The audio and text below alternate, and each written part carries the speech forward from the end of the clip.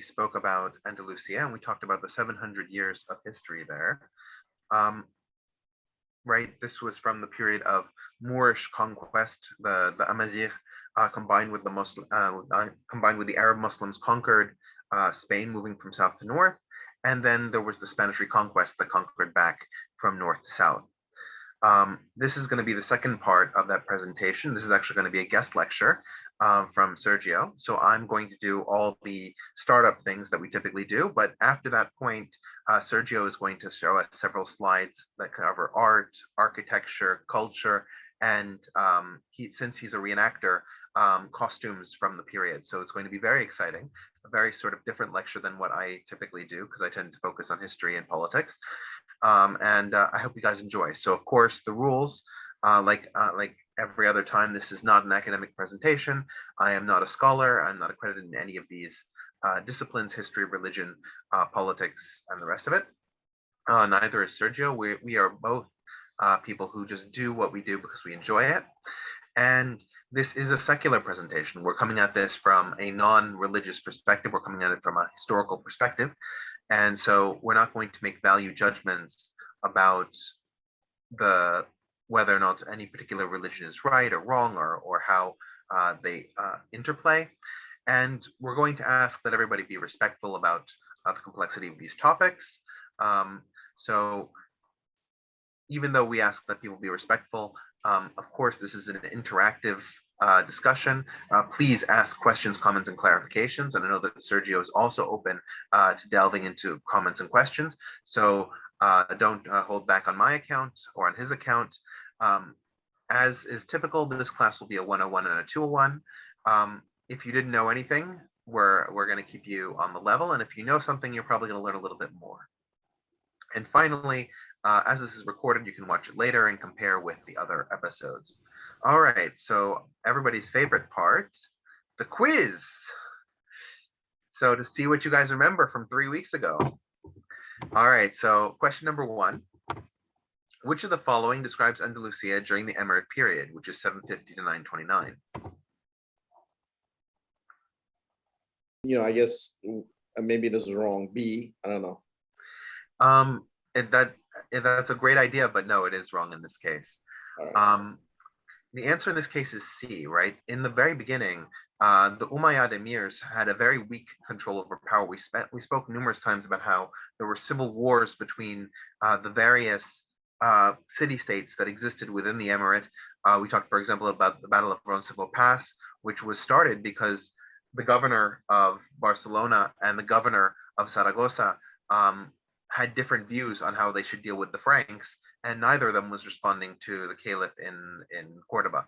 So the Andalusia during the Emirate period was actually incredibly weak. Now, because of this, of course, A is false, and D is false because they were very weak. They couldn't do all these expensive things. And B is false because the Visigothic nobility was pretty much eliminated during the conquest period. So there was nobody to rely on. It wasn't anything similar to the Persians, who did become a huge part of the Abbasid Caliphate and the subsequent dynasties. All right, question number 2. Which of the 3 of the following are correct statements about Al-Mansur? I think D is one of them, but I don't know the other 2. D is one of the correct answers, yeah. A looks correct. A is also one of the correct answers. Come on, guys, you've got just one more. What about an F? F is not correct.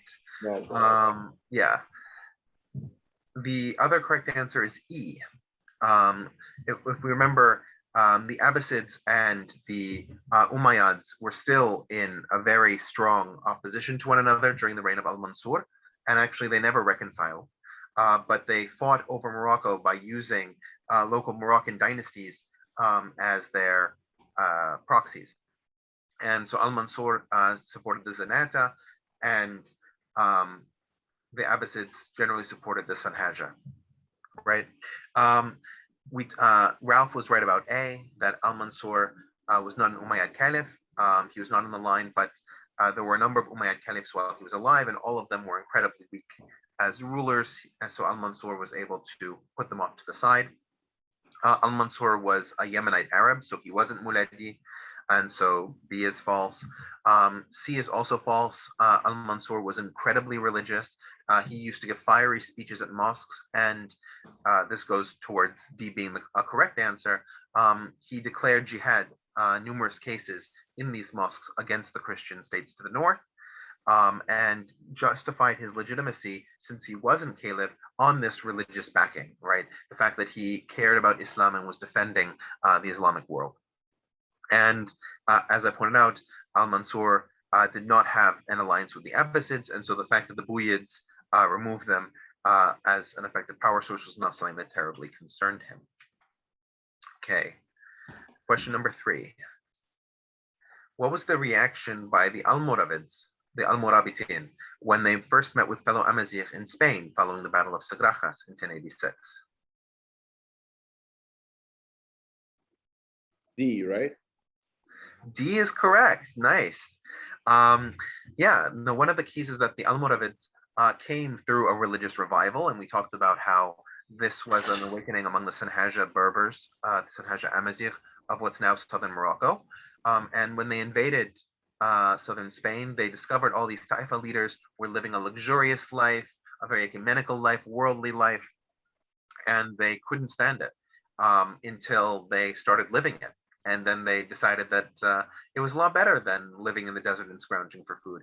And in fact, that was the argument the Almohads, al-Muwahidin, that followed them, said that the Almoravids had become corrupted by the wealth of Andalusia and had lost their way, and were led by another charismatic reformer in the more conservative tradition in the same way.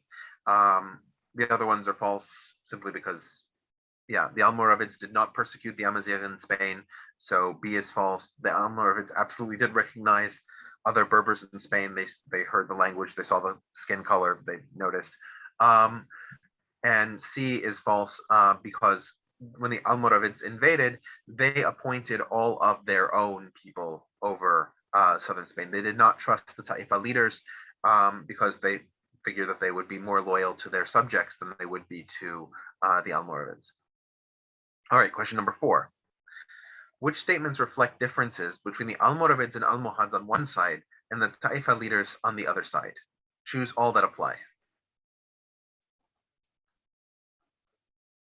I think A is true. A is true. That's one of them. B doesn't sound right. Correct. B is false. The Almoravids and Almohads were the Taifa leaders did not consider them virtuous. They considered them barbarians from the south.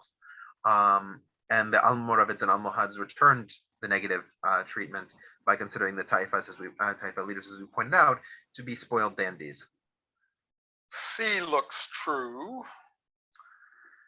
C is actually false. The Almoravids and Almohads, because they controlled more territory and had larger militaries, they posed much more of a threat to the Christian kingdoms of the north. And so they were able to extract concessions. When Spain was in Taifa situation, the Taifas were much smaller and weaker than the Christian states to the north, and they could be then taken and forced to pay tribute to those Christian states for protection. And because of what we said, D is true. The Taifa rulers were more ecumenical, worldly, and tolerant when compared to the Almoravids and Almohads. In fact, the reason that a number of Jews fled, including Rambam, Rabbi Moses ben Maimon, as we spoke about, was because of Almohad intolerance towards Judaism. And E is also true.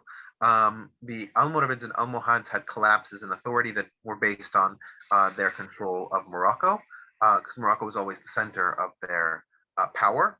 And the Taifa rulers were able to reassert authority first when the Almoravids failed and they were in power for about 2 to 3 years. And then when the Almohads collapsed, that became the rest of Muslim Spanish history, the third Taifa period, which goes into the 5th question.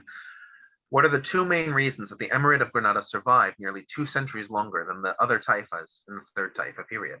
Right, because the other Taifas were extinct by the late 1200s, whereas Granada survived until 1492. So which 2 reasons do you think it is? Well, A is definitely wrong.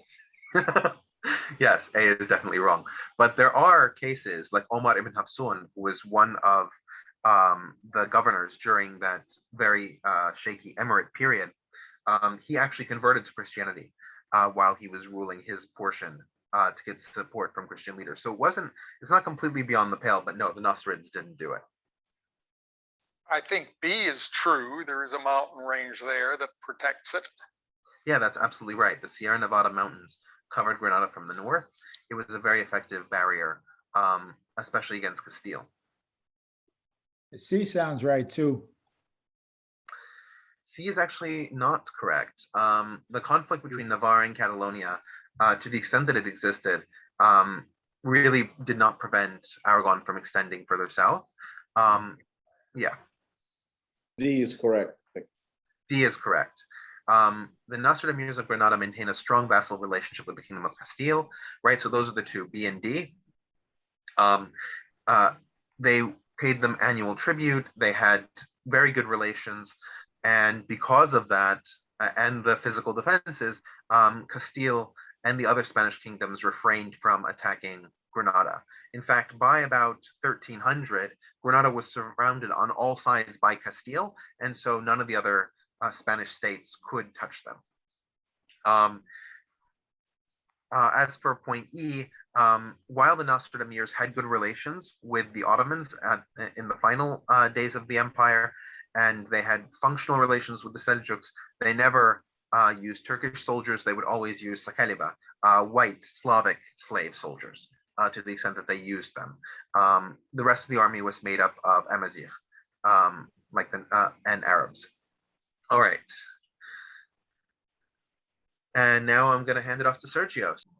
No, thank you. I think I'll take it from here, but feel free to, join in or contribute as you will. So let's imagine it's the year 1212, okay? And a major battle is about to occur in the Iberian Peninsula. Now, on the north, 5 kingdoms are going to join forces for the first time. Castile, Leon, Aragon, Navarra, and the Kingdom of Portugal. They're going to fight a common enemy to the south, mighty Almohad Caliphate and their powerful allies. Now, it's estimated about 50,000 soldiers combined with both forces will fight this battle, this famous battle. In the end, one side will be victorious, and that would be the North, the Christians. And this would be one of many successful campaigns that eventually will allow them to reclaim their lands. A period that they will refer to it as the Reconquista, the reconquest. And for the South, well, some people believe that this might be the beginning of the end. It will be a long end. It'll be about maybe 280 years until eventually in 1492, they'll be driven out of Spain entirely, expelled, never to come back again. However, their legacy will live on. And today, my friends, I want to talk to you about Al-Andalus, but not through the battles or the wars of the caliphs or the kings or the queens or anything like that, but the great things such as the art, the innovations, the architecture, the music, and the food and stuff like that. So let us begin. Thanks everybody for joining. Thank you, Zach and Richard, for the opportunity. And let's begin. So first, let me introduce myself. My name is Sergio Martinez. As Richard said, I'm not a historian or professor. I love history. I'm Colombian American. I am Hispanic. I'm Christian. And I always love this part of history. I feel it's very interesting. So hopefully you learned something today. So what am I wearing? You're probably wondering. Is it laundry day in my house? Yeah, probably. So I'm dressed up as an Arab soldier or a Muslim soldier from the South. At least this is what I believe they would have wore. Not all of them, some of them. So we'll start with what I'm wearing. Underneath, I have a padded coat, kind of like a gambeson. And this is very typical, not just for the Arabs, but even for the Christian side. They just wear many layers of linen that are stitched together, and it will form as some form of protection. Not necessarily armor, but those that couldn't afford plate armor or mail armor would have wore this. So it's a very practical and somewhat effective armor.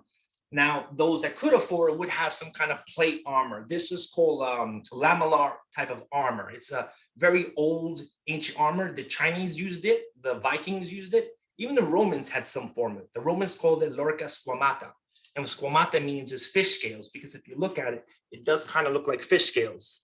Only difference is it's going upward instead of downward. And there's a reason for that. So if I was to be attacked by a sword or any type of weapon, it would stop the blade from going downward. Because if otherwise it would slide down and perhaps hit me in an area that I'm not protected in, such as my groin or my thighs or my legs or stuff like that. So it's a very practical form of armor. It's very comfortable to wear. It's very lightweight. I can move in it. It's very important that you're able to be have a lot of mobility and not be slowed down by it. So this is definitely something that would keep you protected. Again, if you could afford it, not everybody. In fact, I would say a very small percentage would be able to afford such a form of armor. Now, one quick question. Yeah, go ahead. Is this just for is this just for infantry, or would cavalry riders wear this as well? Good question. Both.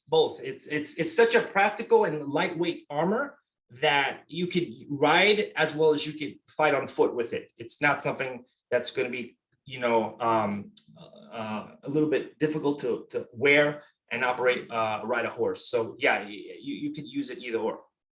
Mm-hmm. Now they also had, let me show you the spears and shield. Now the spear or the lance, that's a very common weapon all throughout. Everybody pretty much has a spear or a long type of weapon. It's very easy to manufacture and easy to fight with it. This is very short, obviously, because I have very low ceilings, but they would be much, much longer, maybe 12 to 15 feet long, usually an iron tip. And then the shields that they had would be an all leather shield called an adarga. Now, this is all leather. Not many leather shields in history. And it's very effective that it's leather. One, it's that it's pretty lightweight and it's very durable. Versus wood, if you hit wood and damage it, starts to crack. This doesn't. This absorbs any blow. And if it does get cut, it's not going to spread so easily. So you can use it over and over again. In addition, that's very flexible. So those that ride on horses can use it and it won't affect the animal because it bends. It's a very, very practical shield. And even the Christians will adapt this. In fact, it'll make its way into the New World. If you ever see these codices of Cortez and his men, you'll see these harp-shaped shields, and those are adargas. Those are the shields that they adapted from the Muslims that were occupying Iberia for so long. So that's more or less what the Arab forces would have been worn in battle around this time. We want to say A small question. yeah, go ahead.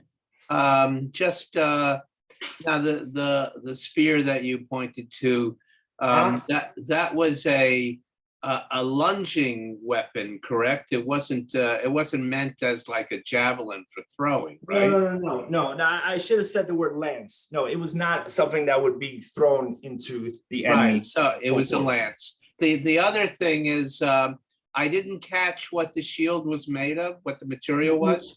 Leather. It was all leather. Oh, wow. It was made of antelope or hippopotamus leather. But pretty effective, you say? Absolutely.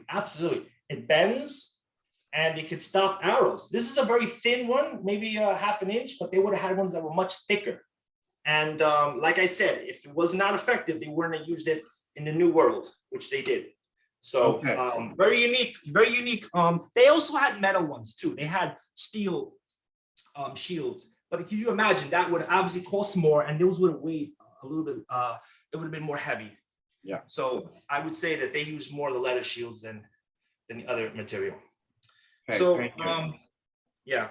So now I'm going to transform into an Aragonese soldier known as an Amagalare, and they're like a light soldier, light infantry type of soldier. Not so much. Not with a lot of heavy equipment. Who could afford the latest weaponry of the day. So I'll put on a coif.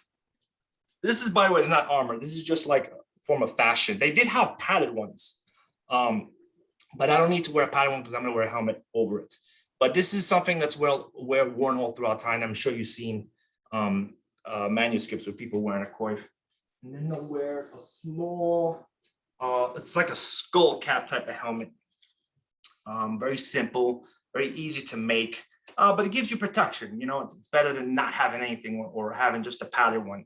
So, you know, it's definitely something that they wouldn't be able to afford. It's not something like a knight would have, where he would have complete decked out mail armor from top to bottom. That's not only very expensive, but also very heavy. He'd have to have a squire to help him put it on, which is very important. They had same type of lances, similar, and the common shield. There we go.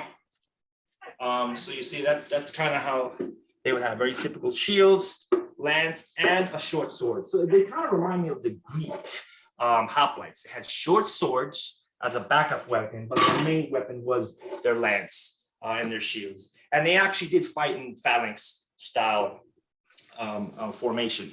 So that's to give you an idea of some of the soldiers that we probably would have seen in the battle of Navas de Tolosa, which was in 1212.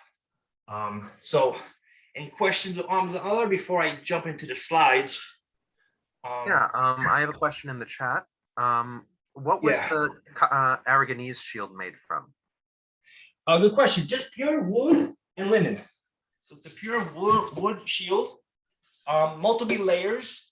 And the way they would make this curve, you see it has a curve.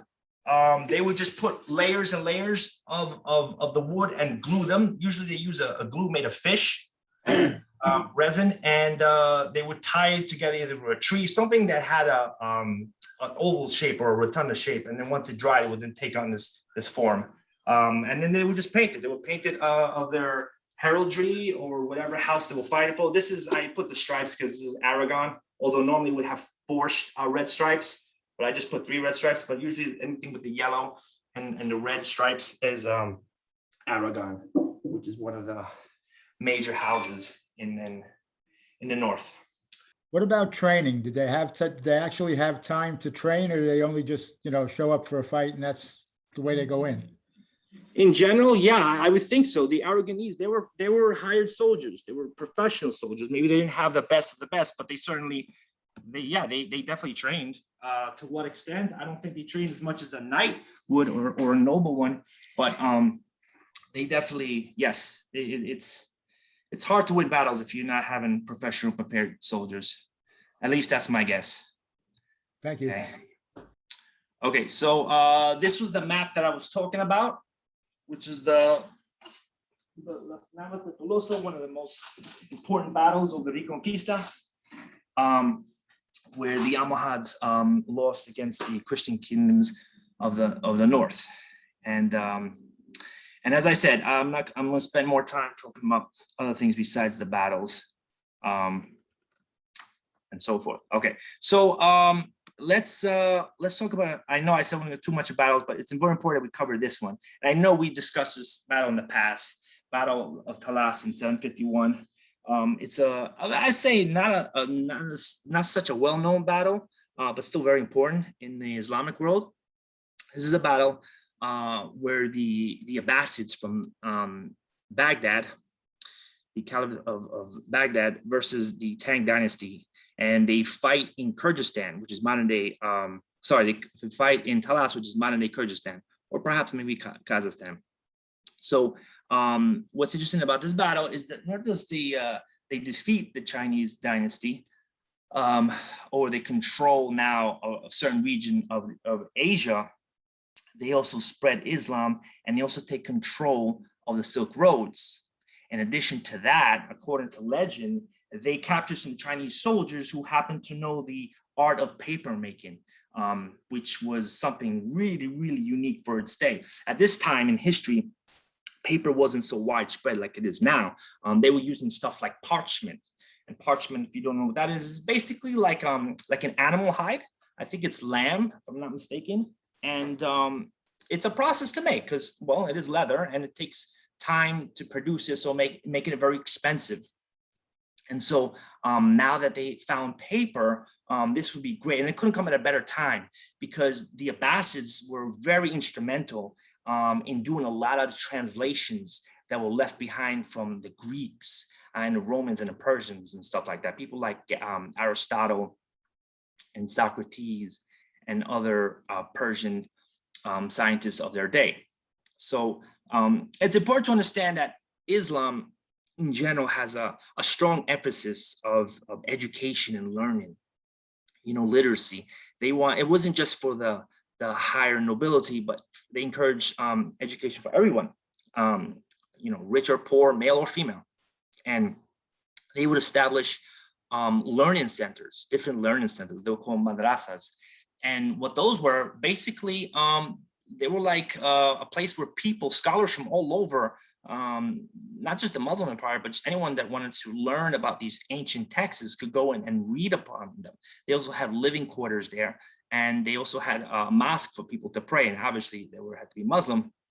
So this was very important and very essential for the birth of many of these things that are going to come about it, like inventions and architecture, and mathematics, and all these amazing things.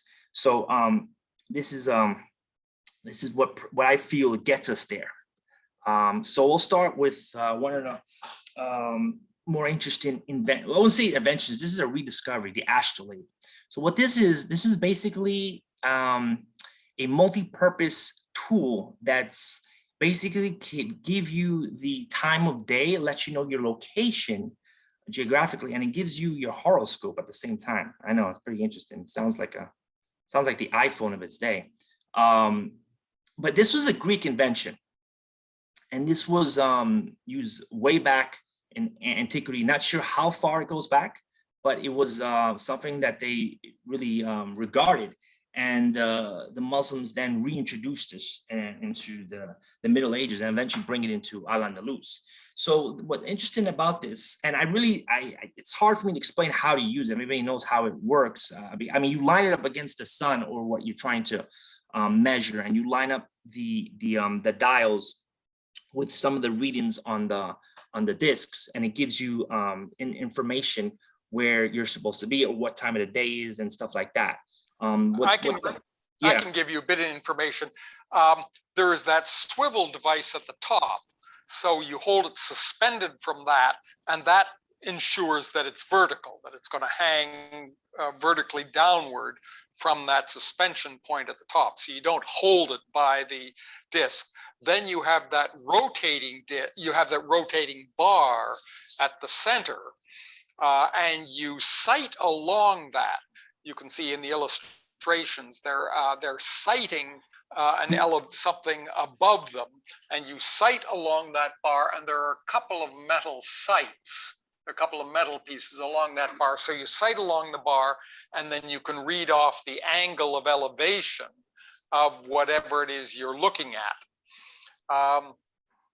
For latitude purposes, the simplest thing to do is look at the pole star.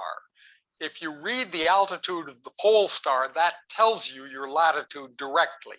The angular altitude of the pole star is your latitude. Yes, so if you're 90 degrees north, it's directly overhead. If you're if you're on the equator, it's 0 degrees latitude. It's right on the horizon. But the altitude of the pole star is the latitude. For the sun, what you normally want to do is take a noon reading of the sun, which is sort of the highest altitude of the day, but then you need a set of tables, because of course the altitude of the sun at midday depends on the season of the year as well as your latitude. So you need then tables that will convert the angle of the sun to your latitude for that day, for the particular day of the year that you're doing it. Thanks. Thank you so much, Ralph. I do appreciate that. I couldn't have done it at all without you. Yeah, no, this is a fascinating device, and it was used all the way up into the 18th century. You could argue that this was the first computer or calculator. The fact that you enter information and you receive an answer, and that it's analog is pretty amazing in itself. So that would be one of the interesting stuff.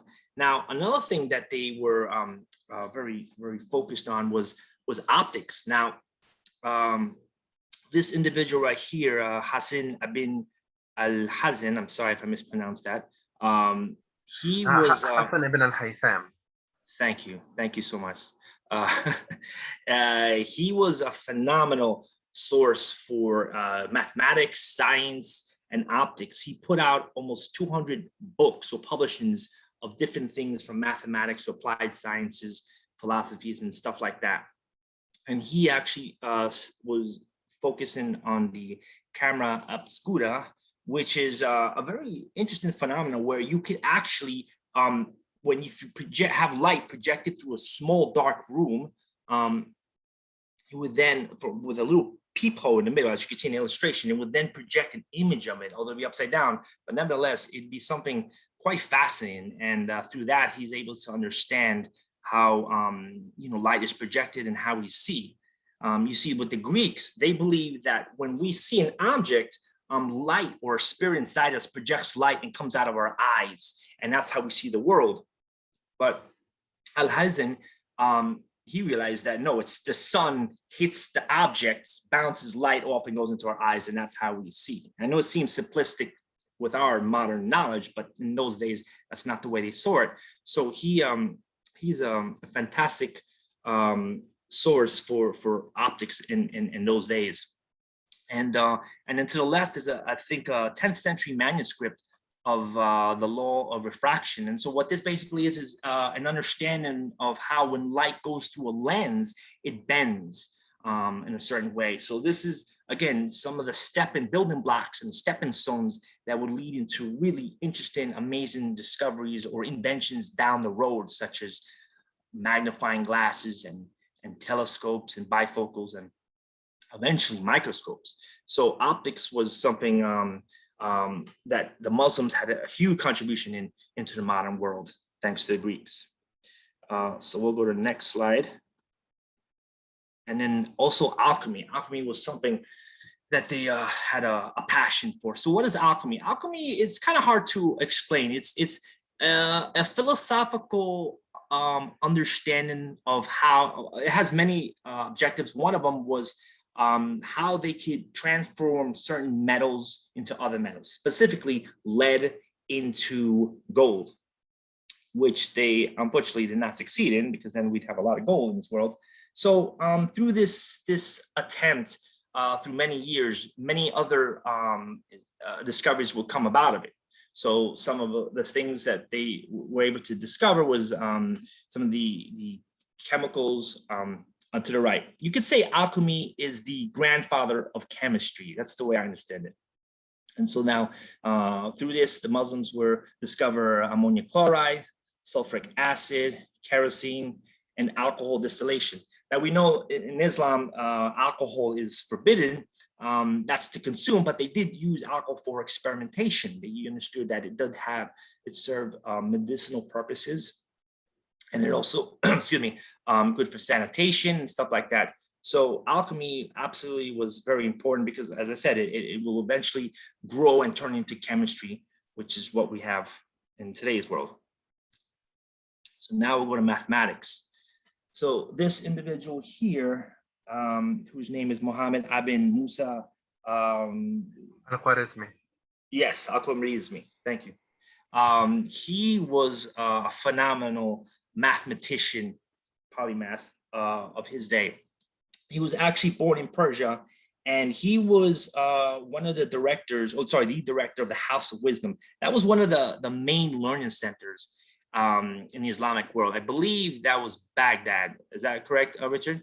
Yeah, the Beit al-Hikmah, the House of Wisdom, was in Baghdad. We actually discussed it about 2 or 3 months ago when we covered the early Abbasid Caliphate. Correct, thank you. So he knew his stuff. He was expert in mathematics and geometry and many other things. He's responsible for stuff like algebra, geometry, and also bringing the Arabic numbers into the West. Before that, we would use it in Europe. They would use it in Roman numerals. Not sure for how long. Some people live around up into the 10th century, but eventually he started using numerals from India. Originally, they're from India, although they change slightly, there's slightly variations along the way, but for the most part, the numbers that we use today on the top part descends from India. So this is very powerful. And what's interesting about Al-Hawrazi, sorry, is that his name is where we get the word algorithms from. So the algorithm is basically like a recipe of how things work mathematically, right? If you follow certain steps, you'll get a certain result.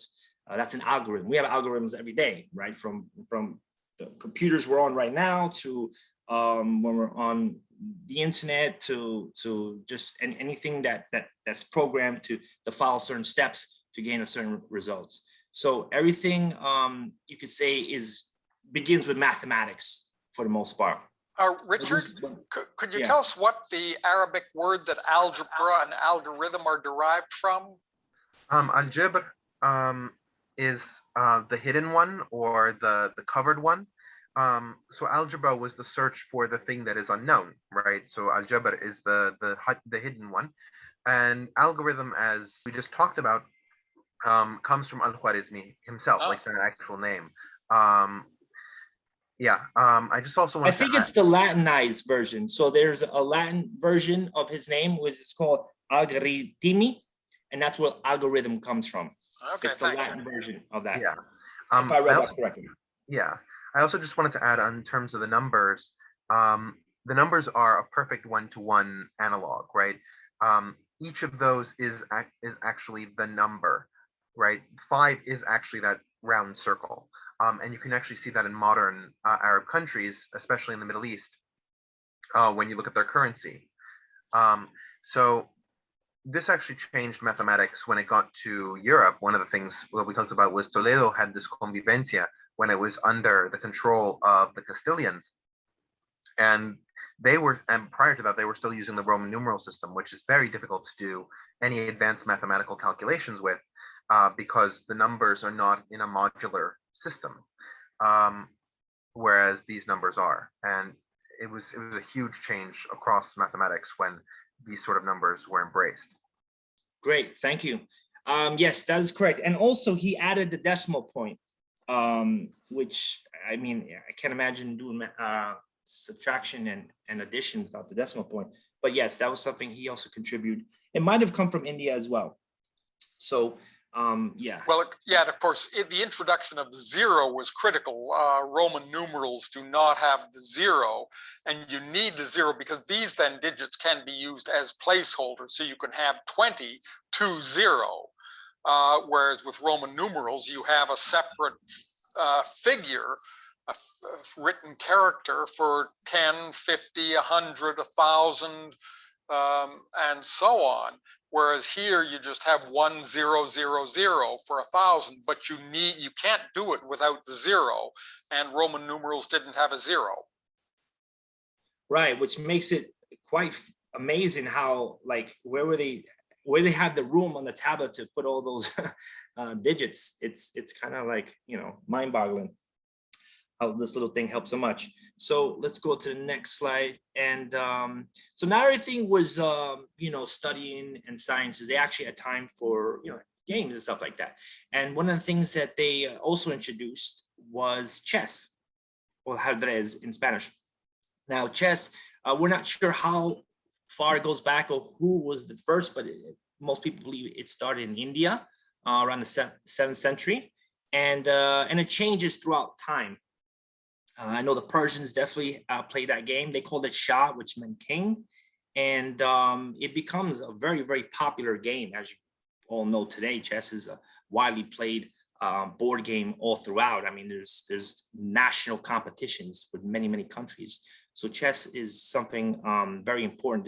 There's something about chess that is very attractive. It involves integrity and decisiveness and sophistication. You have to use strategy. And the bottom here is an English manuscript from a book called Libro de los Juegos from the 13th century. And it was a book commissioned by Alfonso X, who actually was very passionate about this game and on many games, by the way. And he has this huge he commissions this huge book with how and everything is played, how it should be played, and so forth. It's one of the biggest sources of board games from the medieval period. And this right here, this illustration is painted below, which I really like this one a lot. This is an actual Jewish person playing chess with an Arab person in the 13th century, which I think is pretty interesting. This gives us an idea of the Convivencia, that we believe that the Jews and the Muslims and the Christians lived harmoniously under one region. And here we are, they're playing a friendly game of chess. We don't really know the backstory. I like to think there was a backstory behind this. The Jewish guy, he looks like he's well dressed. He has a very nice tunic. He's got the coif that I had on earlier, and he might be somebody of status. We don't know. I'm not saying he has a title, but he might be somebody that might have some businesses or might speak many languages and stuff like that. So he looks like he's somebody that has time, who knows how to play the game chess pretty well. Same with the Muslim person on the right. And it's one of those things that your guess is as good as mine. Are they playing to settle a dispute? Are they just longtime friends that have a rivalry? It's a really fascinating work of art. I really like it a lot. And going back to Alfonso X, he was also known as Alfonso el Sabio, which means Alfonso the Wise. And he had a passion for learning as well. He encouraged learning literacy and embraced not just the Jewish culture, but the Muslim as well. He had Jews and Muslims working in his court. And he actually has, there's actually a section in Libro de los Juegos where there's a game of chess, a form of chess, where it's played by 4 players. So you could say it's kind of like a doubles match of chess. And it's to represent the 4 seasons, for what I understand. So as we know, chess is something very important. Now, the certain pieces change through time. Like, for example, the queen and the bishop don't come along till maybe the 14th, 15th century. So they're obviously in India, they wouldn't have the bishop, or in Persia, because that individual doesn't make sense for them. One of the things I'd like to add is that you can see the sort of the Persian origin of how chess got to Europe, in that we have the term shamat. Shamat in Arabic means the king is dead, right? But shamat became checkmate. Yes, that's right. Yes, exactly. In English. Fascinating. Thank you. So this is another piece from the Libro de los Juegos of these Templar knights playing chess with each other. So you see, it was for knights as well. Everybody loved chess in this period, and even now. So what else? Okay, so the art, so much to cover in the art. I'll start with geometry, which is ceramics, which the Muslims make beautiful tiles, and they use a lot of geometry. Geometry obviously applies mathematics, a lot of straight lines and infinite designs. Some people believe that it's sort of a reflection of God, Allah. It's infinite. It just goes on and on and on. And at the same time, beauty. And here the tile on the bottom just has these wonderful designs, geometrics, that just, it really, really catches the eye. And you see a lot of these tiles in some of the architecture and mosques throughout Al-Andalus. Even to this day, it still survives. To the left of that is basically some calligraphy. So Arabic, the letters are quite fascinating in themselves, but they're art form. They take pride in just writing, with really, really pretty penmanship. Just like medieval calligraphy, Arabic is just as renowned, and poetry as well. Poetry is very, very important in Al-Andalus. There's a lot of poets and even the Christians embrace poetry because of how special and unique it is for that time. And then music, of course, music, one of the most important instruments that introduced, in my opinion, would be the oud. Now the oud is a very, very old instrument. It's a string instrument going back thousands of years. This is pre-Islam. We're not sure. Some people believe it might have originated from China, another instrument known as the tambor, which is still played today, or Mesopotamia. So it goes back a long, long time. And this is obviously the predecessor of the guitar, which is quite fascinating. It's a beautiful, beautiful instrument, and hearing it is wonderful. And I'd like to play for you a video, because I can't play myself, of a Spanish guitar and an oud, so you can appreciate the different styles of them. Les vamos a presentar una canción con Samir y un presente aquí con la palomita para que tenga un buen detalle. No pasa nada.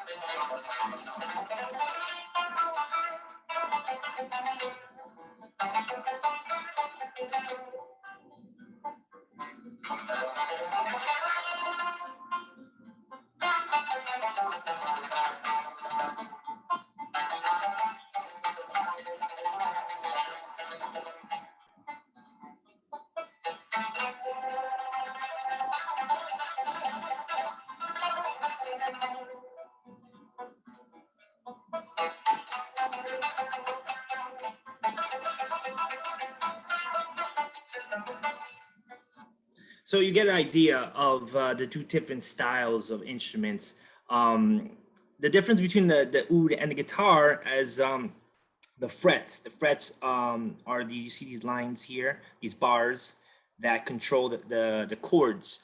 The oud doesn't have that. It's a little bit more less controlled, because in Arabic music doesn't have music that applies to the fret.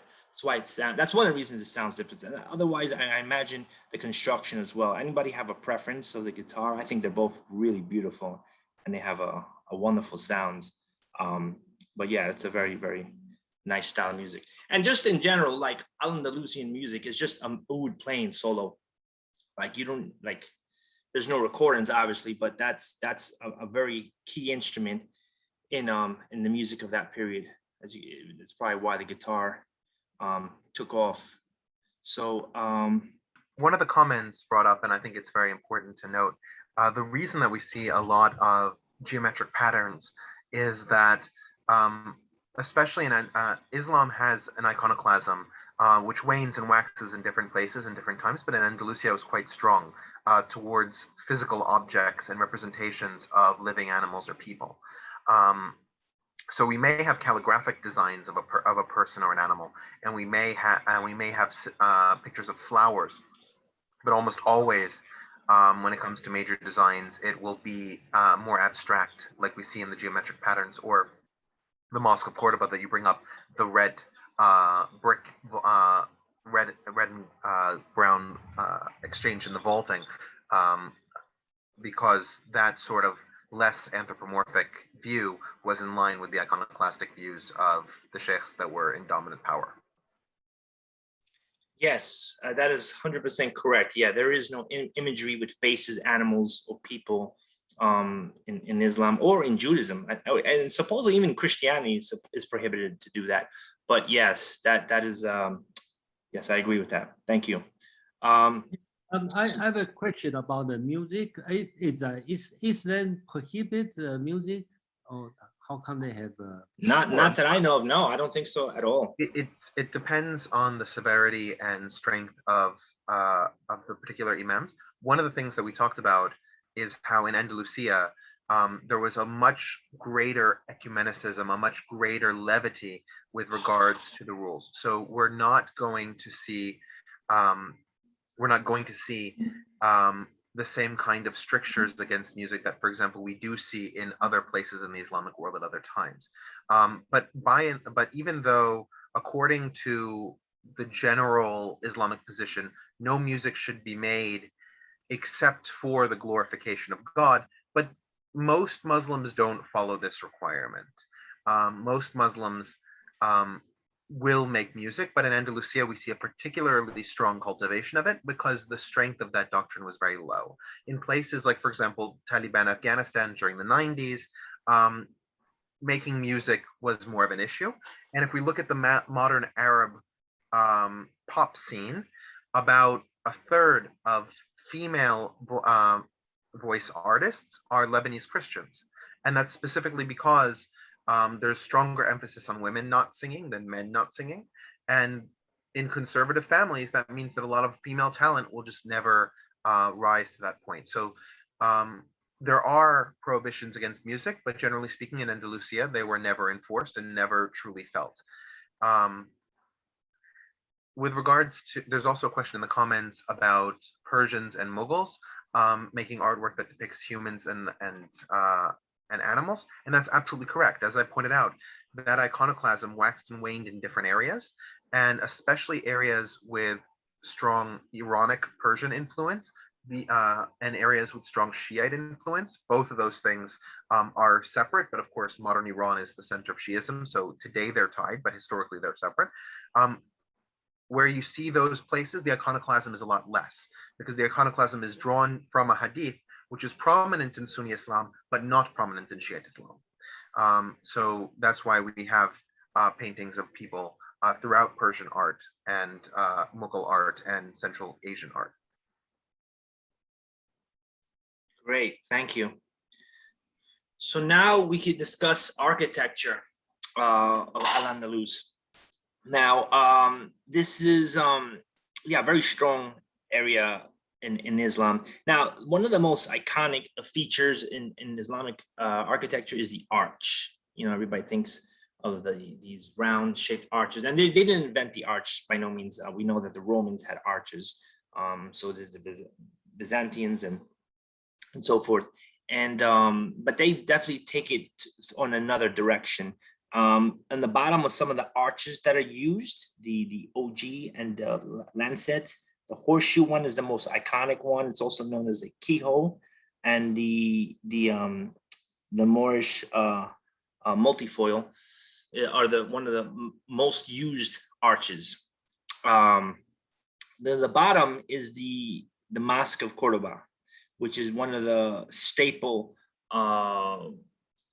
points of engineering Al-Andalus. It is really a remarkable structure built in the early 8th century, but it was in the late 8th century, but it was added on through time, through many of the rulers that would come.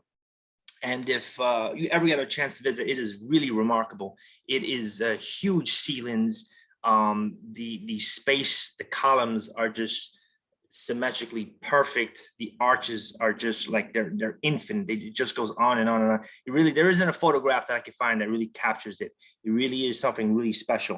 And so much that in the 13th century, when the Christians captured it, they wouldn't dare to drop it or demolish it. They obviously made a cathedral of it, but they left the Islamic touches intact. So this is definitely one of the most important structures in Al-Andalus, which highly recommend visiting or studying. And this is me outside of the Mosque of Cordoba. You can see the high doors, that they're huge, massive. It is just such an impressive, experience, and it's huge. And also, I'm only like 4'9", as Richard pointed out once. So it makes it look taller. It is, but it is really tall. It is really tall. And inside is really fascinating because there's an area that they have the bottom open with a plexiglass on top, which lets you see the different layers of history. Now, originally, before the Visigoths came, there was a Roman structure. Not sure if it was a temple or a villa, but there was definitely a Roman structure there. And as you can see in the bottom there are the mosaics that still survive. And then the layer on top of that, when the Visigoths then took over Spain, they build upon it. So you can see 2 layers of history, and then a third layer on top, obviously, when the Muslims come and occupy it. So this structure is just full of history. It has just amazing detail, and yeah, it's no surprise why the Christians wouldn't dare to remove it in any shape or form. And then here's another structure from the 14th century. This is Puerta del Sol from Toledo. And this is a Christian structure built by the Hospitaller Knights. The Hospitaller Knights, they were another Christian order from the Crusade period, similar to the Templars, but I wouldn't say they were the same. They're a different order. You could say they rivaled them.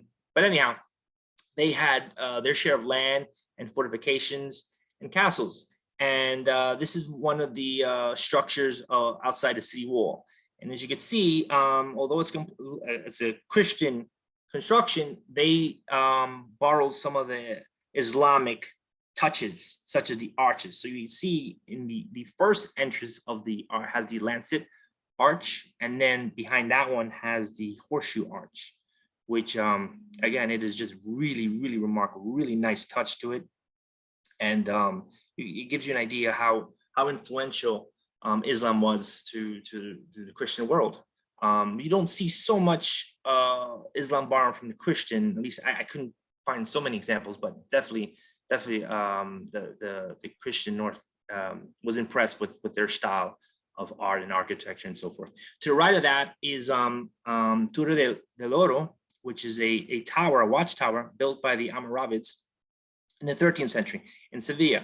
And so you see they have like this tower among another tower. They call it a minaret, and that's another style of Islam. They use these long shaped towers. Again, gives it a really unique look, and it's fascinating. And this is probably something that the people will live in. So it wasn't just a watchtower, militarily speaking. It had barracks that people could actually live there, military speaking. It's very nice. If I can add while we're still there. Sure. One of the things that we discussed last time was that Pope Innocent III actually made the conquest of Spain part of the Crusades. So the fact that we see Hospitaliers here, just like we see them, we're going to see them in the Crusades, makes perfect sense. In the Middle East is going to make perfect sense because they're literally doing the same kinds of things. And Portugal's primary setup is also from Crusaders.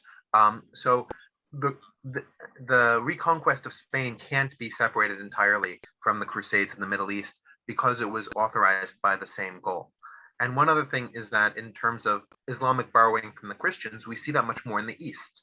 Almost the dominant Ottoman mosque design, which exists throughout the Balkans, exists throughout Turkey today, was taken from the Orthodox Christian style of building churches. So the architecture does move in both ways. It just happens that in Spain, it tends to be mudehar or Muslim architects working for Christian lords rather than the reverse. Yes, that's right. I didn't know something like that. Like, for example, the Hagia Sophia, that before that was a mosque, it was a cathedral built by Constantine's mom. Yeah, no, it was the center of Orthodox Christianity, but it wasn't just that the Hagia Sophia was converted from a church to a mosque, which is true. But if you look at the other major mosques in Istanbul, just as an example, right? You have the Blue Mosque, you have the Süleymaniye Mosque, you have the Fethiye Mosque, you have all of these mosques that are also in Istanbul, and they're all built on the same sort of structure, this rectilineal structure with a central dome in the middle and the minarets at the four corners. And it's specifically because they got this design from the Hagia Sophia and other similar Greek structures, and they copied it because they thought it was beautiful. And we see the same here in Spain, where Christians saw that these Muslim structures were beautiful and wanted Muslim architects to come and build them. Yes, yes, quite fascinating. Thank you. So let's look at some other structures. Okay, the Alhambra of Granada. What probably the largest structure today in all of Spain, definitely Al-Andalus. And then, yeah, from the 13th century. It's huge, it's massive, and yeah, the structure there is quite impressive. It has arches, it has minarets, it has a little bit of everything. Here is one of the, again, so many slides, I mean, so many photos of it. I'm just gonna go through a few. Here's one of their famous courts, let's just say their gardens, which has a fountain, and it's filled with all these geometric, wonderful arches and stuff like that. And there's a lot of these molds with Arabic inscriptions all throughout, with messages, I believe, from the Quran. This is one on the top right where it gives you, it's just filled with I guess, religious, inspiration and stuff like that. So it's a holy place, but it's very, very peaceful and really beautiful. And even when the Christians, again, just like the Mosque of Cordoba, they captured it, and I believe Queen Isabella, when they drove out the last the Nasir dynasty, she lived there for a short time because she just was, I imagine, impressed with the beauty and the pristine structure. What else we have? The Real Alcazar de Sevilla. That's another important one. Now you can see in the outside, it looks like a regular medieval fort. Very European, very Western, nothing that stands out. And it's very pretty too. It has a really nice look to it. Strong walls, archers, stuff like that. But the inside, on the back, it has a pure Andalusian inspired look. Very likely that they had Arab designers or architects build it. Yeah, if I can speak to this. Yes. When Castile conquered Seville, one of the first things that the king did is actually he put mudehar, or Muslim architects, mudehar workers, in place building the first part of the castle. The castle was later expanded in the 16th and 17th centuries after the expulsions had happened. And so you actually have, if you go through the Real Alcázar in Seville, you'll see sections that are built in the mudehar style, and you'll also see sections that are built in a more European style with European glazed tiles and larger roofs. The gardens, of course, are from the earlier mudehar period. Yeah, thank you. Absolutely, it is just really, really wonderful how organized and beautiful these gardens are. These gardens, everybody who could afford them would definitely have them in their palaces. So now brings us to food. There's just so much that was introduced from the East through Al-Andalusia, from the Muslims that came And at the bottom, from almonds, chickpeas, cumin, cardamom, lemons, pomegranates, watermelon, ginger, pine nuts, pistachios. That's just a few. There's much more. And then even the bitter orange. So the bitter orange, that's something that's like a staple down in Sevilla mainly. They just grow naturally. Part of decorations, they have these orange trees. Again, it's the bitter orange. It's not orange like the Florida orange where you could necessarily eat. It's just way too bitter. Maybe it's like a lemon, but they're very beautiful in the look, and that's why they planted them, not just for aesthetic reasons. But nevertheless, they introduce a whole array of spices and foods and recipes. Some of them that still survive to this very day. In fact, there's a 13th century cookbook. It's called the anonymous 13th century Andalusian cookbook, which has a whole list of Andalusian recipes that you could cook yourself. Although they don't give you the exact amounts of portions, so it's something you're gonna have to wing. But nevertheless, they were very passionate about cooking. And you can imagine they must have learned a lot. They must influence a lot from Persia and from India. So here's a recipe that I just posted, which is lamb, garbanzo and cheese, just to give you an idea of some of the stuff that they were cooking.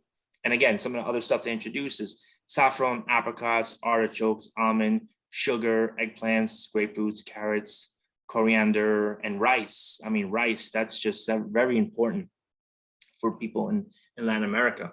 It's just amazing how they didn't eat rice before that.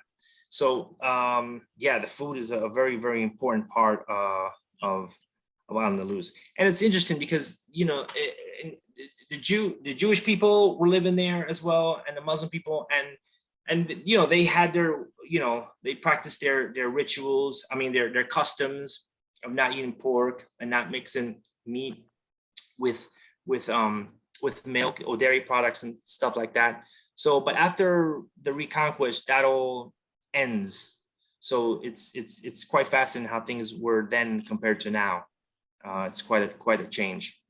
So eventually this will make its way to the New World. This very same year that they were expelled, the Muslims were expelled in Andalus in 1492 in Granada, was the same year that Columbus arrives in the Americas, and everything he brought, everything I talked about in some way or another makes its way to America and to the Americas.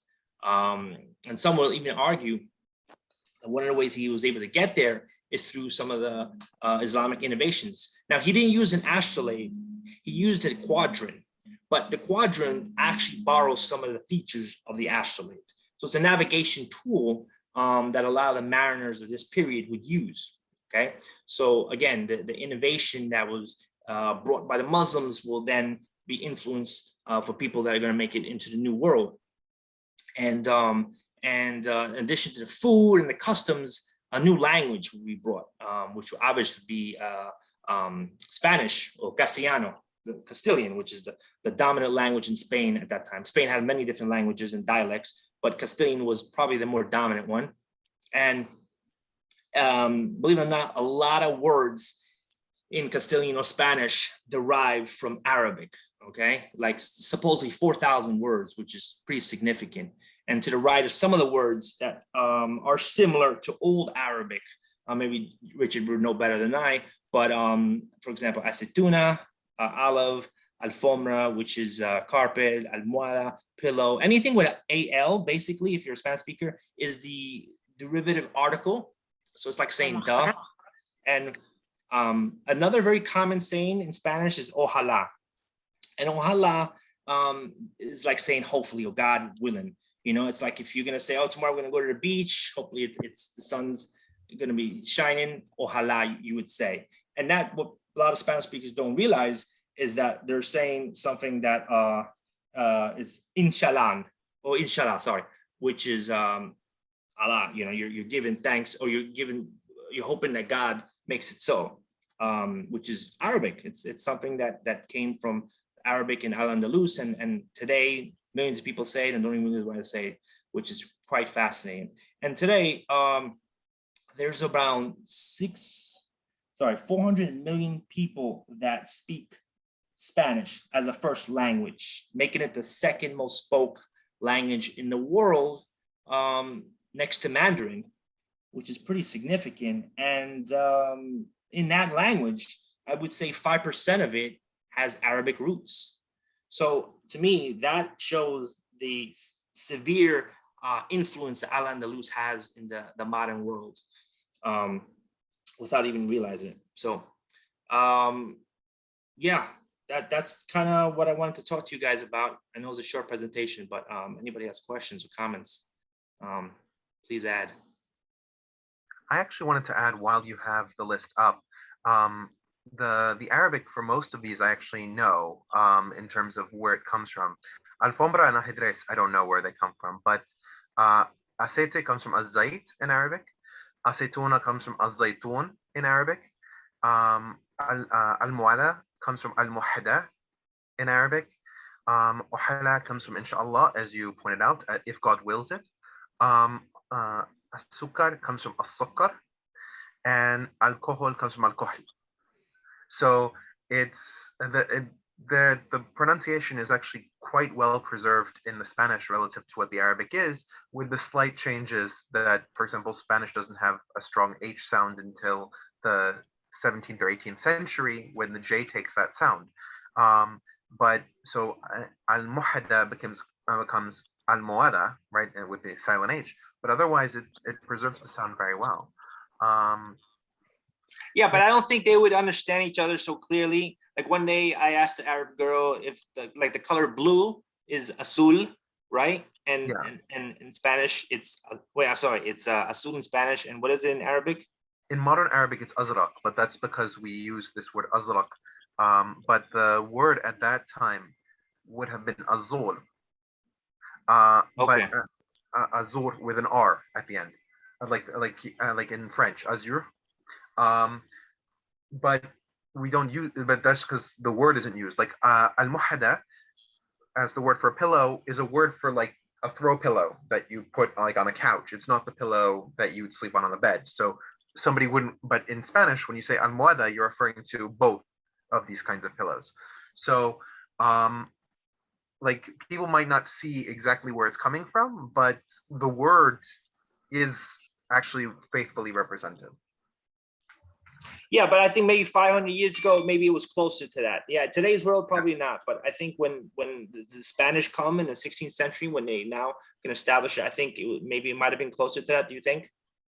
Yeah, I think that's absolutely correct. The other thing is that we have to realize that we're talking about that people in Spain were speaking something much closer to formal standard Arabic than people today, where people today speak localized dialects and they learn formalized Arabic in school. But it's the same as like Shakespearean English. Some people have a command of it, some people don't. Yeah, I could imagine. Yes, I tried reading it in old Spanish.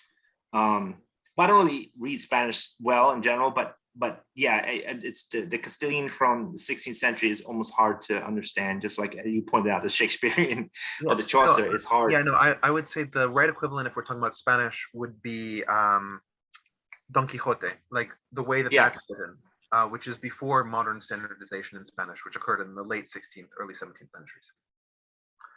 Now you could read the old Castilian and understand it? Yes. I mean, I have a lot of exposure and I lived in Spain, so I'm used to like Catalan and other things. So I can make the jump and the patterns. I couldn't speak it, but I can read it. You did a great job, Sergio. Thank you so much for. No, thank you. Thanks for your help. Thank you, Ralph. Thank you, Richard. Thanks, everybody. Sergio, amazing. Sergio. Job. Really, really good job, my friend. Thank you. Oh yeah, thank you. I guess the last piece, we'll just go to the, Google Earth, check out Alhambra quickly. Since we're so, locked at home, we can't travel that much. I just want to give sort of a context for what the Alhambra was. As Sergio pointed out, this was a palace built by the Nasrid dynasty, the last Islamic dynasty in Iberia. And this was sort of a relaxation hunting palace and lodge that they built. The name Alhambra is a permutation of the Arabic Al-Hamra, meaning the red one. And it was in reference to that the walls of the Alhambra have this red glow in the sun. One of the things that we can see as we're rotating around in the air is how big the gardens are, right? You can see in the lower right-hand portion where there's a lot of blue, those are open air gardens. And you have a lot of trees. This was a symbol in Islamic architecture that we've seen and we talked about before, that because they come from the desert, this green symbolizes life, symbolizes vitality, symbolizes growth, which are the things that the desert doesn't permit. And so therefore to have them is a sign of luxury and power. Yeah, if you see there, this is actually what Sergio was showing us earlier. If we turn around 180 degrees, 1 second, sorry. this is the famous patio of the lions. And in the center, when we get there, you'll see it. There is a fountain with 8 lions pointing in all of the cardinal directions. You can also see, if you look very closely, that coming out of each of the doors is a small inlet or rivet. That's for the water to flow into the patio from the various rooms on the side. So yeah, you can see the lions, you can see the fountain. Obviously the fountain isn't on at the moment. And you can see the arches that Sergio described, all in the loops. You can also see some of the indentations in the structure, and you can see the tiled roofs. These kinds of tiled roofs were very common, especially in Granada, and the angularity is because of the snowfall. It may surprise people, but because Granada is in the mountains in southern Spain, it actually receives quite a bit of snowfall in the winter, and the angularity of the roof was designed to combat that. This was actually very surprising for Arabs to learn of this problem. If you go to the Arab world, most buildings are flat roofed.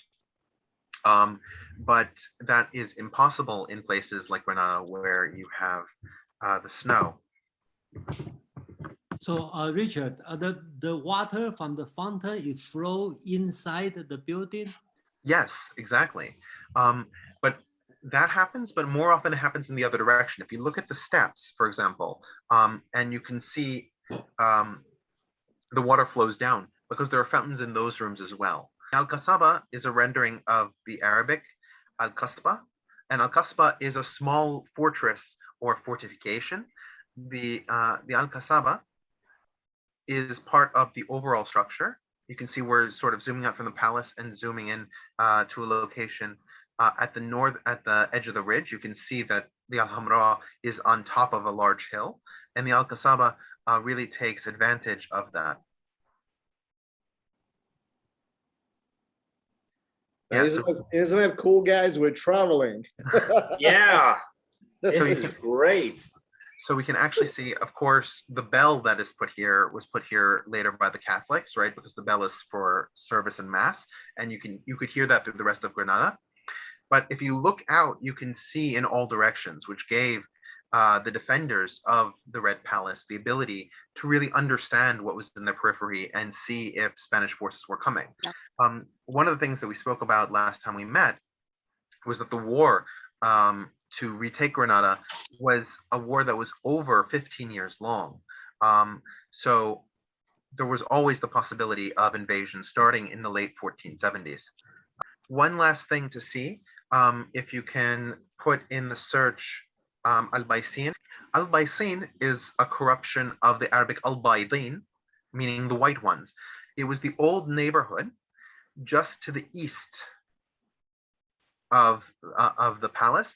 And you can see, if we zoom in, that all of the buildings in Al-Baysin are white, right? Which is why I got that name. And so you can see low set doors, inset windows. This is very typical of Arab architecture, but you can see on top of them that they have this sort of porchway. Those kinds of gazebos only became common once the Catholics conquered this part of Spain, because Muslims preferred to have windows on the inside of their buildings to face an inward garden, right? And they considered the street to be dirty. You wouldn't want to see it. But when Spaniards came from the north, their tradition was to look out onto the street and to have balconies and balustrades. So we have that. You can also see the old style of building the roads, which has a sewer in the center of the road, right? That's why there's sort of the divot there. And the people go on either side. You can also see that the architecture is also has that roof structure, right? That angular roof structure because of the snow that falls in the mountains. Yeah, let's do Toledo. Close to where it says Museo del Ejército, that was the military fortification of Toledo that was built first during this period, because after Toledo was conquered by Alfonso VI, Toledo became one of the major seats of his government. He shifted it from Burgos to here. And yeah, you can now see it in the left-hand side of the screen. If you look at the very left corner, that's the building I'm talking about. There we are. Yeah, that became the center of his government and his control over the city.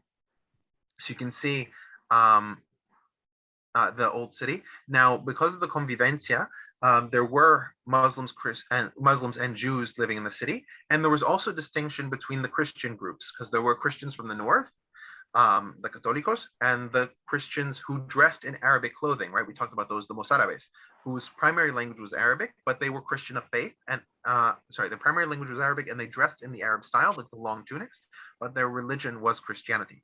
And it was still Catholic Christianity, but there was a distinction made between them. These three minority groups, right, the Jews, the Mozarabic Christians, and the Muslims, formed a large translation school, which was one of the first in Christendom, right? They borrowed this tradition from the Beit al-Hikmah, the House of Wisdom in Baghdad. Richard, but as far as the Jews, Christians, and Muslims, they weren't living, they had their separate quarters, right? Because I know there's a Jewish quarter. Right, they had separate quarters and they had different laws, yeah. I want to show one of the oldest synagogue in Europe, right, is in Toledo. That's the Synagogue de Santa Maria la Blanca, is it, or no? Yeah, the Sinagoga de Santa Maria la Blanca is one of the oldest synagogues in Europe. I don't know if it is the oldest, but it's not a synagogue anymore. If we zoom in. Yeah, with a name like that, that doesn't sound like it's a synagogue. Yeah, no. It's become a museum. So it was built in the 1100s. It was built during the, in the 1100s. I think it was built before the Almohads took it over. If you can see, the internal architecture is actually very similar to what we saw in Cordoba, with the mosque in Cordoba, right? You had those pillars. If you notice, there's almost no iconography inside of the church, because it's a church now. It was converted to a church after the Jews were expelled. But it's very surprising for a church to have no stained glass, no iconography. But the thing is, it was a synagogue, and the building was simply repurposed and expanded. You can also see the Mudechar style, right? We have these columns, we have carvings along the walls, and you can see the front of the church, which is where the rabbi would stand when it was a synagogue. Yeah. That's awesome. I appreciate it, man. Richard, you took us through Toledo, took us through Alhambra. This is amazing. One last thing, if people are interested, the Real Casa, the Royal Castle in Seville. So, okay, Royal. One thing I want to mention about Toledo is that was an arms and armor capital of Spain during the 13th, 14th century. Like the armor and the sword makers all worked in Toledo. That's absolutely right, Sergio. That sword making was really pioneered to great extent in Seville, and it was known for its foundries. If we can zoom into the gardens, actually, let's start there. Okay. Oh, is a garden right next to this? Oh, I'm sorry. No, the garden is part of the castle. Yeah, you're zooming into the right thing. Excellent. So these are the gardens. As we pointed out when we looked at the Alhambra, gardens are a symbol in Islam of strength, vitality, growth, and development. And you can see that the garden also exists in a sort of a rectilinear pattern, right? The bushes are almost in squares to show order and deference, right? Let's turn a little bit so we see more of the garden. Oh, right. Okay, sorry. Either way, it's fine. Yeah, you can see that pot is obviously from the later period. As we mentioned during the earlier part of the lecture, the Alcázar was built in several stages, and some of the later stages are from the 16th century and from the 17th century. And so you can see that the way that pot is built and the iconography on it, that's from one of those later periods, right? It's from Spanish. It's from the Spanish period. Wait, can I add something? Any Game of Thrones fans here? Yeah, I'm rewatching it. Do you recognize those gardens?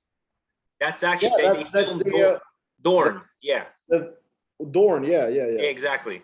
That Dorne is basically a fantasy Andalusia.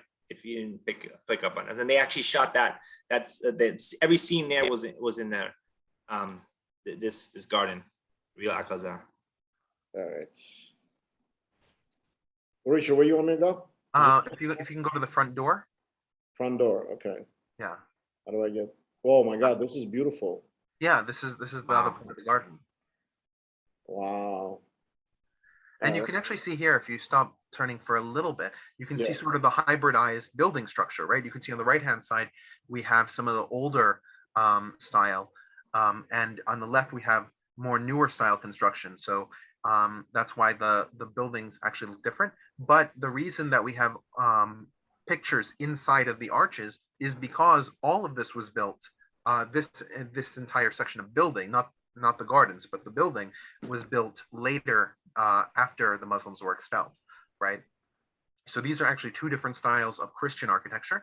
But if we look into the center of the corner and we see that small building with three consecutive arches, that is older, which is why it has the typical Islamic arches, no adorning, and the angular roof, as we pointed out. Last thing, can we do Segovia? I think it's one of the biggest Roman ruins in Spain. Or is it, Richard? Yeah, I just want to say, caveat: this has nothing to do with Islamic history. This is no, you're right. You're absolutely right. But since we're on vacation and it's for free, we'll travel. So you can see Segovia actually sits between two hills, and so the aqueduct to transfer the water had to go between them. So the Romans actually built this two-story aqueduct that goes between the two hills. You can see it on one side, and if you rotate a little bit, you can see it continuing up to the other side. It is one of the masterpieces of engineering, Roman engineering, that still survives in Spain. And we can see one of the beginning arches. You see, the arches were such an icon. Arches are not just aesthetically pleasing, but they're very strong. Because we know in the center of the arch, there's the keystone, which pushes all the strength into all the other ones, because giving it a much better structure than if it was a straight line. So I think, I love arches. They look fascinating. And to know this is over 2,000 years old and still intact, it's mind-boggling. While we're here, and we can actually see the buildings in Segovia on the right-hand side of the picture, you can notice that the architectural style is very different from what we saw in the Albaicin. Right, because one is Islamic style architecture, one is Christian style architecture. One of the first things that we notice is that the buildings are very open to the outside, right? Well, in the Albaicin, it was almost like a white wall and these recessed doors, these recessed windows, everything was barred. Here, everything is very open. This is one of the differences between Catholic style of architecture and the Islamic style of architecture that existed in Spain. And the other thing is that every building has these porticos and balconies. Again, this was something that was brought from the north to the south. So the south has it, but it looks out of place sort of in a way in the south. It sort of juts out of the wall. But here you can see it's just a natural part of the buildings and architecture. Excellent, excellent. Yeah, it's really, really nice. Thank you, guys. This was, really good. Thank you, Richard. Thank you, Sergio. Really good. No, thank you. It's great. Anybody have any other questions? I have one question, and that was bugging me. I mean, I'm doing this Library of Alexandria, but in Muslim world, do we know, even during the Avicenna period, were they allowed to, kind of like do their research based on cadavers or dead people? How did they find out all this optical resolution? Well, optics doesn't require examination of the dead. I mean, the work that Ibn al-Haytham was doing, al-Haytham in English, he was doing work on the actual process of lensing, right? So he was looking at different glasses, he was looking at different building structures to create his camera obscura, his dark camera. But he wasn't doing research on bodies. If we're talking about people like Ibn Sina, Avicenna in English, and others who were doing actual medical work, yes, they were working with cadavers. It was very hush hush in terms of their access and ability to use cadavers, because of course Islam is very strict about burial. Any person who dies under Muslim tradition has to be buried within 24 hours, and there's a whole ritual of washing the body, wrapping it in a white linen sheet, and putting it in the earth. There's no coffins in Islam, but because of this, the acquisition of cadavers was difficult.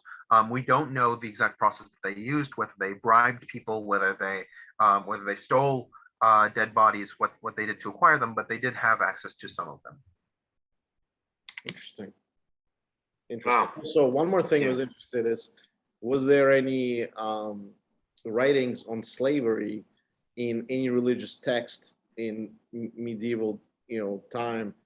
Anywhere, I don't care. Well, Christianity, Judaism, and Islam, in terms of the Bible and the Quran, both mention slavery. Neither abolishes it. If we look at Leviticus, chapter 24, there are a number of edicts concerning the purchase, sale, and ownership of slaves.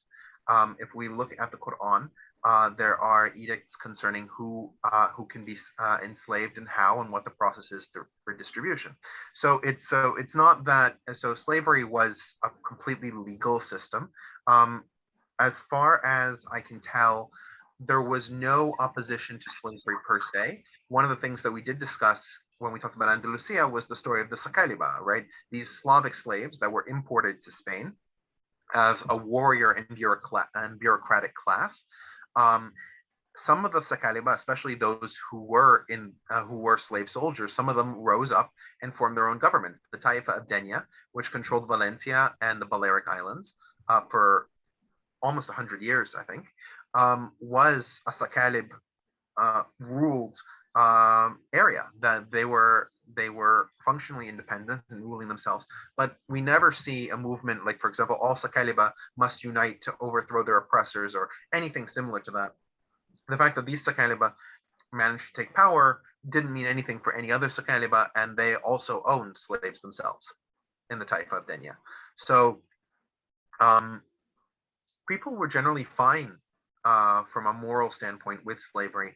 And it's my personal contention, some people disagree with this, but that the reason that Spain had a ready developed system of slavery to import to the New World was explicitly because during the Islamic period, that system of enslavement had already existed. Those marketplaces, that method of organization of slavery already existed. I see.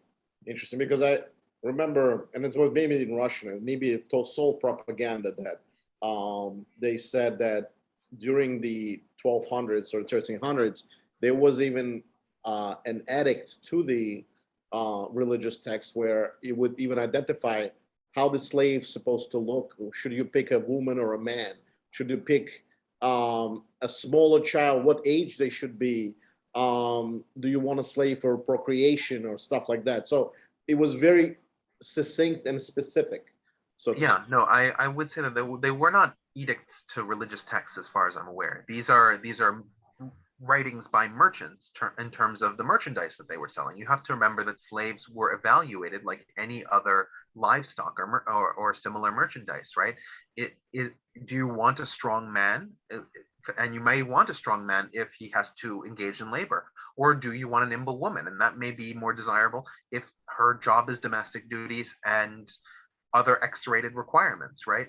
So the value of a slave was contingent on a number of factors, just like the value of livestock is contingent on a number of factors. And the dehumanization of slaves was just accepted as natural. So we have numerous documents that show that, for example, Sakaliba, these white slaves from Slavic countries, what's modern day Ukraine and Bulgaria, they fetched a much higher price, all else equal, than black slaves did. They were valued more. Why that's the case? We don't know. There are some ascriptions of bestiality to blacks. But whether those were widely believed or not, we don't know. But we do know that the prices were different because we have price lists. We know that men were worth more than women. And if the man was pre-castrated, then he would be worth even more, right? Because his inability to procreate with your family was a net positive to the slave owner, right? So you have all these different valuations, because like any other product on the marketplace, different items that are not exchangeable will have different values. Right. No, it's interesting. I mean, definitely, I mean, just wanted to discover that. Go ahead, Michael, go ahead.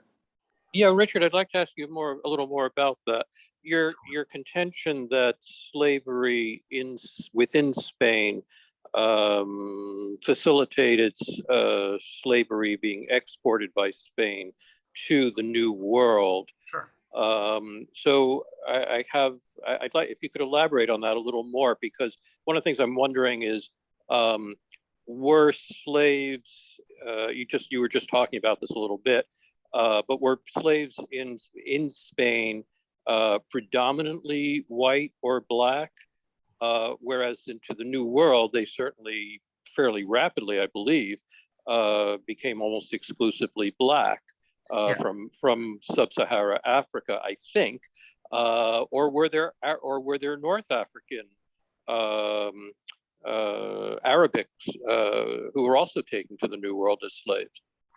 In terms of the raw numbers, there were more black slaves in Spain than white slaves in Spain. The difference is, though, that the white slaves in Spain, for whatever reason, were considered to be more intelligent and more militarily capable, whatever those reasons were. And so the Sakaliba, who are these white slaves, right, that's the term for them,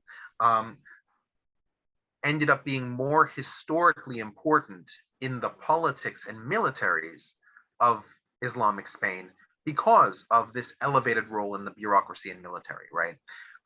But African slaves were more often used for physical labor. We don't see large-scale plantations in Spain simply because the ecology doesn't provide for it. But the reason that we see large-scale black enslavement in the Americas comes from two different reasons.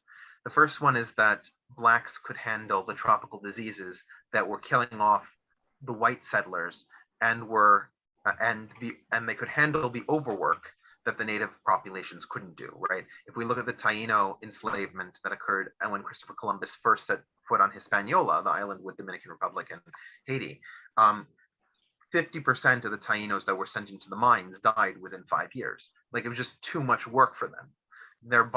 They weren't used to it. But because of the historical experience in Spain, Spaniards were aware that Africans had exposure to this level of work and seemed to generally survive it, or survive it at rates that would make their shipping there, right, all the costs involved in expanding the slave trade there, economically fruitful. In terms of the second reason, there were a number of edicts in Spain prohibiting the enslavement of others. So the first group that we see systematically unpermitted to be slaves in the Americas were Muslims. The Spanish Inquisition was targeted towards Jews, especially Jews that converted to Christianity, and they were expelled, as I pointed out, in 1492 in Spain, 1497 in Portugal. However, Muslims were still permitted to live in Spain until 1536. So between 1492 and 1536, there were Muslim slaves that were living in the Americas. However, because of the threat that they posed, in the sense of they could spread Islam to the Americas and create a religious conflict in the Americas, Spain required all what they called Moriscos and Berberiscos, but the Muslim population, to be redeported back to Spain. And if they were slaves, they would be slaves in Spain or free. The second group that was targeted for non-permission to enslavement were what were called the Chinos. These are Asiatic people, primarily from the Philippines, because remember, Spain had colonies in the Philippines at this same time, and there was trade between the Philippines and Mexico. So Mexico is actually where we see the largest population of Chinos. That was the designation for them. You can see how Spaniards were not terribly keen on figuring out the specifics of what group they were transporting, but they weren't permitted because they felt that it would upset the trade routes, and the Filipinos were converting to Catholicism very quickly, and if they converted to Catholicism, their souls were saved and it didn't matter. The final group that was most contentious but finally excluded were the native populations, And it was believed that the native populations, according to the Catholic Church, were living in a state where they were like Adam and Eve in the Garden of Eden. They hadn't been exposed to good or evil. They were uncivilized, but uncivilized in the positive way of being uncivilized, right? They haven't learned the bad things. And so we shouldn't treat them to the problem of slavery because they're so good-natured and good-spirited. And in the same time, we find writings that argue that blacks do not have this nature, that blacks are somehow bestial, that blacks somehow don't have a clear ability to think on their own, that they need instruction and control in order to best survive. And by 1543, we have a papal bull and support from the King of Spain to exclude the enslavement of Native Americans. Doesn't mean that, and by Native Americans, I mean anybody from Argentina to Canada, right? Doesn't mean we don't see this anymore. And in fact, we have numerous conflicts between, for example, the Jesuit order and local Catholic priests in all parts of the Americas, where the Catholic priests wanted to enslave natives and the Jesuits would not, which resulted in Jesuit excommunication for nearly 200 years, right? But not so that certainly happened, but at a top-down level, these prohibitions made it effectively the case that the only slave population that you had that was functionally useful was the African slave population. Now, as to my contention, the reason I contend that the Arab slave system was what led to the Spanish having an effective slave system is because it was modeled on the same structures of the marketplace, the trading areas, the rights of the merchants, and what they could expect, the organization of the paperwork. All of these things were things that were codified in Andalusia, and Spain used them in much the same way. The only difference that I would say is that the Spanish slavery was racialized to a much stronger degree than the Arab slavery was. But the actual nuts and bolts of managing the bureaucratic element of this trade already existed under Spanish law. Does that answer? Thank you very much. I'm thinking in terms of the slave issue, especially African slavery, that the Portuguese were more, prior to the English colonies, that the Portuguese were more instrumental in bringing Black slaves to the Americas, because for one thing, the Portuguese colonies were, heavily in sub-Saharan Africa, and then they took over this big chunk of South America, which became Brazil. I'm thinking that the Spanish we know that the Spanish brought Black African slaves to the Caribbean, after they essentially wiped out the Indian population, right? Yes.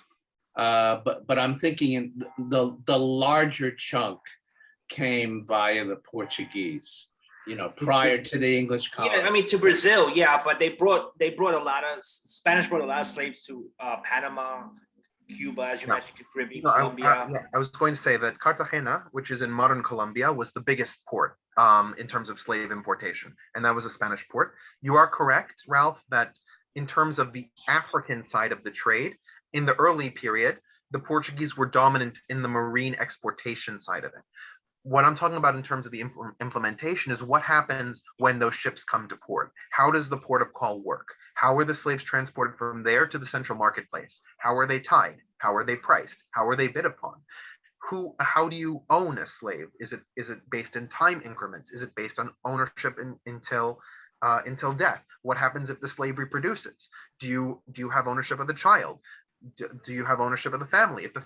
If you sell one member of the family, do you have to sell other members of the family, right? All of these are legal questions about how to operate a slave owning system. And the only point that I'm making is that because this system, with all of its codifications, rules, and structures, existed in Spain prior to the reunification under Isabella the Catholic, they then had this ready-made toolkit to just drop and open. But also, Ralph, I wanted to point out, if we count, with the exception of the Caribbean, if we count per settler how many slaves were imported, the Spanish colonies are much lower than we see in the Portuguese colonies, the Dutch colonies, the British colonies, and the Portuguese colonies, for one simple reason, which is that the Spanish dominant population centers of Peru and Mexico still had large and significant indigenous populations. And those populations could be put to work. They were not allowed to be enslaved after 1543, as I pointed out, but that created an underclass that would work for the Spanish government. And that meant that you needed fewer slaves per capita. That said, there were still a significant number of blacks that were imported to the Spanish colonies. And in fact, we have in Spanish documents a delineation between two types of blacks. They called them negros and negros bozales. And a negro was somebody who had been enslaved in Africa, spent some time as a slave in Europe, so they were somehow docile, and then brought to the Americas. A negro bozal was somebody who was directly captured from Africa, put on a boat, and sent to the Americas with no taming period, for want of a better term. And so, of course, a negro cost a lot more than a negro bozal, because you would have to break him, right? You would have to break this slave in. So the fact that we have this terminology, and this terminology emanates from the Spanish colonies, shows where the dominant marketplace was, especially in the earlier days. The Portuguese didn't really put an emphasis in Brazil until the end of the 17th century, beginning of the 17th century. Their primary interest in terms of their colonization was access to China and spices. Thank you. Thank you. Okay. Again, thank you, Richard. Thank you, Sergio. Thank you for everybody to join today. This was an incredible presentation. A little bit of discussion at the end, coming toward the end of our discussion. And I hope to see you next week on Tuesday on Richard's presentation. Richard, what are you doing next on Tuesday? You want to talk about it a little bit? Yeah, Crusades 1 and 2. We're going to talk about why it is that Europeans set off on this colonization move to the Middle East, and why the Middle East was so susceptible to what was effectively one of the worst planned invasions in history, and yet it somehow won. So we're going to talk about the First Crusade, and we're going to talk about the Second Crusade, which is the Europeans completely misunderstanding the geopolitics of the Middle East, and even misunderstanding their own Christian allies who had been from Western Europe in the Middle East. So that will cover us for 2 hours of fun, excitement, and death. Here we go. Here we go. And this week we still have, if you guys want to join Thursday, free discussion on the Cold War of sports between USA and Soviet Unions, particularly hockey and basketball and Olympics. So it'll be an interesting one. On Saturday, we're talking about Punic 2. Please do join us. Greg's presenting. And on Sunday, again, I'm presenting the Ashurbanipal and Alexandria libraries that were destroyed, the two main libraries that, presumably in their time would have changed the course of history and, maybe even science, who knows, that they were, amazing libraries that got destroyed, and therefore we don't have a lot of the scripts or styles that will survive from there. So we'll dive into details too, so we'll talk about, even the records, what records did Ashurbanipal libraries, in Nineveh would have contained. So that's an interesting aspect. And also, it would be a free discussion, it would be a presentation, but mostly a discussion type of presentation type stuff. So do join us, and I hope everybody has a nice evening, and see you Thursday, Saturday, Sunday, or if not, Tuesday next week. Thank you. Thanks a lot. Thank you very Good job, much. guys. Good night, everybody. Thanks, night. everyone. Thank you. Thank you again, Sergio. Thank you. Thank you, Sergio. Yeah. Bye.